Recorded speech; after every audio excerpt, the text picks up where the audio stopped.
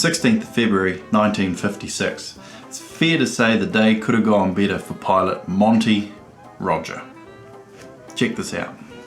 By the way, thanks to Stuart for sending these bunch of photos in. I appreciate that. It's great to see these old photos surfacing, and even better to be able to share it with all of you guys. Hope you enjoy these. As you can see, she's in a bit of a shape, this aircraft. It's an old trainer from World War II, this Tiger Moth. These aircraft, because it was the pioneering days, didn't have what we have now, a dump mechanism where the doors opens it up and it tips the food out quickly in case you need to get rid of the load.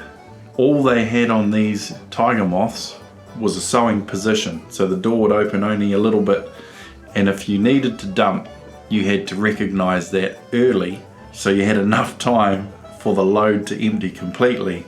And as I've been told by Stuart here, that the pilot had been working this day and a tailwind gust came up his date, and this is where he ended up. He survived, of course, and the Tiger Moth doesn't go super fast, and it's also the biplane, so it's quite a safe aircraft in that regard. We also got these other photos here.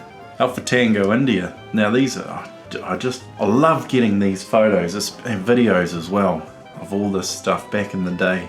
Such a tremendous snapshot into the day in the life of way back when. You can see that a Bedford truck with a makeshift loader set up and a chap there that tips so where what's normally the front seat in these Tiger Moth aircraft, they've repurposed them to a hopper system, and that's where the fertilizer goes. And that's what you can see this chap doing here. Tidal biplane, fert spreading circa 1953. And Air Contracts is who did this particular farm back then. Stu's father recalls his grandfather skipping down the strip with excitement as the plane took off, spreading his fert after years of walking the hills, hand spreading it. Just incredible. The stories these guys would have to tell. Now the next ones. This one here, Bravo India Kilo. Some of you may have seen this photo. You can see the tractor loading system. The person who sent this photo through, his grandfather, is the gentleman just in front of the tractor there, and another chap. Looks like he's checking underneath the Fletcher there. Got his dog there. Always got to have your farm dog handy. And of course back then all the fert was in sacks, you can see there, so it took a handful of fellas to get the job done. Nowadays of course it's all done in bulk. Bulk truck will tip it into a fert bin and go from there. What else we got? Bravo India Tango.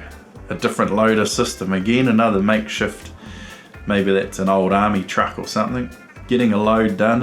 Maybe that's a fert truck in the background. You see the flaps on this Fletcher, they are down. A lot of that's done on purpose when loading, because these trucks, loader trucks, tractors, whatever they had, would essentially back into the plane, and they get pretty close. Maybe that's what Stuart's grandfather's doing there, is making sure that front wheel of the tractor doesn't hit the plane. But I'll make a separate post with just these photos for you guys to have a look at it. I hope you enjoy them. I absolutely love getting these. Thank you, Stuart, for sending them in. If you got some you want to send in and share with us all, by all means get in touch, especially if you got any videos of back in the day. That stuff is just absolute gold.